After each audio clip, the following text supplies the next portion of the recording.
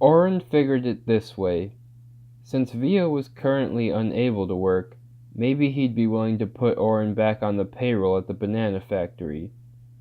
That way, Oren would have insurance and he could see the birth of his daughter. He laid out his plan to Vio while standing above his hospital bed.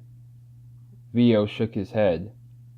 "No, we can't do that," he said, and coughed from the effort of speaking. Oren felt dejected at that moment. He couldn't believe this man with whom he used to be friends would be so cruel to him now. "We can't do that," Vio continued, "because we don't have enough time. Rhea is already in the delivery room as we speak." "What are you saying?" said Oren. "There has to be a way. There just has to be some way." "There is," said Vio. He struggled to angle his body more towards Oren. "I've been doing a lot of thinking since my injury and since the trial started. First, I want to apologize for firing you. It wasn't my decision, but I'm still the one who carried it out." "It's okay." Oren shrugged. "What's done is done. The bosses told me I could stay on as a supervisor if I took care of firing people. I didn't mean to lie to you and tell you your job was safe. I really thought it was. I thought I could do something to save it, but then the bosses told me I could only keep 3, and I would have to announce it to everyone at once. I panicked. I didn't know any other way to do it besides randomly. It was stupid, but I was just sort of hoping. As bad as it all was, it actually sort of worked out. It gave me some time to learn some things. About myself." Oren was happy enough to keep the conversation going, although he began to wonder how this was related to Rhea. "The factory was pretty rough after all the layoffs. Nothing changed much, but that was the problem, you know?" Vio nodded to himself. "They treated the robots just like they treated the people, which I guess meant they were treating us all like robots all along, huh? And even though the factory was making more money than ever before, they wouldn't give me a raise. They just said I was lucky to have a job in this economy. I don't know, I just sort of stopped working after that. I kind of let the factory become a mess." Vio fell silent and looked towards the floor. "It makes sense," said Oren. "They didn't really give you a reason to do your job." "I guess." Vio nodded again, which seemed to be just about all he could do in his current state. "Anyway, that's when you came in I had my accident." Oren rubbed his arm awkwardly. "I didn't know it was possible for your body to be in that much pain without being dead. It felt like I'd fallen into a giant blender, then had my body doused in alcohol. Anyway, I just assumed that the factory would take care of me after all the time I put in there. I was shocked when they were doing everything they could to get out of covering my hospital bills. It made me realize that maybe there's more important things than just work and money." "Oh, probably," said Oren. "I was in such pain after my accident that it felt like I died, and I see things so differently after the trial that it feels like, I don't know, I have a new life now or something. So I figure it's only fair if I concede our bet to you." "Our bet?" asked Oren. With everything that had happened, he'd actually forgotten about it for a moment. "Oh, our bet! Wait, so you're giving me the $5,000? Vio hummed out an affirmation. "You can go ahead and make the transfer. The money's yours.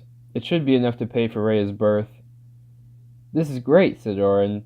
"But there's still... Rhea and I already signed the divorce papers. We knew this would only be a temporary thing. It's over there on the table." "Vio, this is amazing!" Oren went to give Vio a hug. "Please, don't touch me. I don't think I could survive physical contact. Go, find your wife." "I'll never forget this," said Oren. He started making his way out. He'd have to get back home first so he could transfer the money over, then stop at the bank so he could get his money out.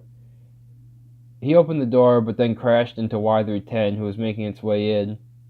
"Y310, what are you doing here?" "I need to tell Vio something. I need to tell him there's more to life than money. After the trial, it was just..." Oren scratched the back of his neck. "Yeah, we kind of already did that, but, you know what? Go for it." Oren patted Y310 on the shoulder before slipping past it. It was 30 minutes later that Oren burst back into the hospital with a wad of $100 bills in one hand and divorce papers in the other. I'm here to see my wife and our daughter, said Oren. Who are you? Asked the doctor. I'm her legal husband, said Oren, and handed the doctor the divorce papers from Vio. I'm a doctor, not a lawyer. I can't really do anything with this. I also have $5,000 to pay for the delivery, said Oren. In that case, we should be all set then. Oren walked over to Rhea's side and the two held hands. It's nice to have you back, said Rhea. Just wait until you hear what I've been up to. Alright, ma'am, we're going to need you to start pushing on 3. 1, 2. So you're all done here then? Asked Oren. Rhea stood next to him, gently rocking Jules back and forth. We never should have been here for this long in the first place, said Blue. Besides, Y310 gets a little restless if it doesn't do any deliveries for this long. It's what it was designed to do, after all. That's always confused me, said Oren. Say, Y310, you said you were going to explain to Vio that there's more to life than money, but... I don't mean to offend, but don't you only work? Working for money and working to fulfill a purpose are different. Things only really feel like work if they're not fulfilling your purpose, and my purpose is to deliver packages. Maybe one day you can find your purpose too. Oren nodded. He wasn't entirely sure he could wrap his head around a robot having purpose, but he understood the sentiment. Well, what about you, Blue? What's your purpose? My purpose is the same as the purpose for all Ryans. It's more of a general life purpose, I guess. Like the purpose of life in general. Like the meaning of life? Asked Rhea. Yeah, sure, something like that, said Blue. Oren thought about it for a second, then remembered that Blue knew the answer to every question and decided he couldn't pass up this opportunity. Blue, what is the meaning of life? You don't know? Asked Blue. No. Oren shook his head. It's really a sort of mystery around here.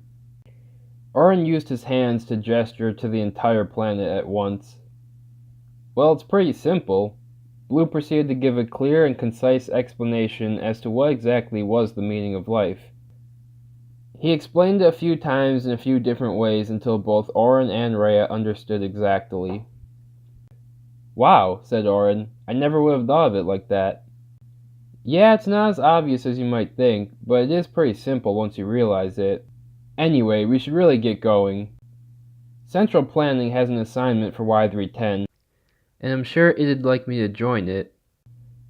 I would say see you around, but the chances of that happening are basically 0, so, nice meeting you, I guess? I'm not the best at these sort of goodbyes, so... Blue got into the ship then, followed by Y310, and then they were gone. They were pretty interesting, said Rhea. Jules started crying. You know, girl, said Oren, looking at Jules, one day you're not going to have to gamble your life just to pay for your child's.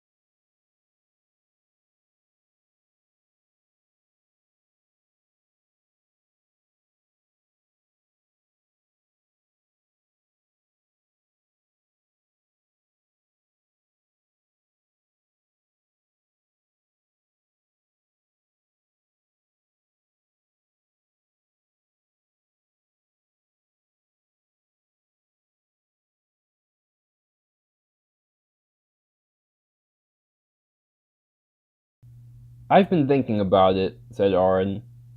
All of the life on this planet, animals, plants, bacteria, none of them use money. Even the earliest humans didn't use money. We are, in this small window of time, the only ones who need it? But so much of our economy is based on investing. Are you suggesting we get rid of things like banks, the stock market, and insurance? You can invest more than just money. You can invest your time. You can invest your time into experiences and see what sort of return you get on that investment. That's mostly what I do now, I guess. Invest in experiences. Oren bounced Jules up and down on his knee. "What made you think of any of this?" asked the interviewer. "Well," said Oren, "let's just say I've already seen it."